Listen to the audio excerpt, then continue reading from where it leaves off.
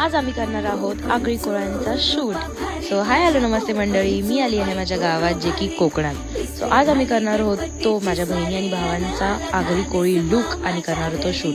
तितक्यात आमची शिंपलेवाली मावशी आली आणि आम्ही मस्तपैकी शिंपले घेतले आणि आजच्या जेवणाचा मेन्यू फिक्स झाला. सो त्याच्यानंतर आम्ही निघालो शूटसाठी, जे की आम्ही गेलेलो आनंदवाडीमध्ये. तिथे खूप मोठी होडी बनवायची फॅक्टरी होती. आम्ही तिथे बघितलं, खूप मजा केली आणि नंतर आम्ही शूटला सुरुवात केली.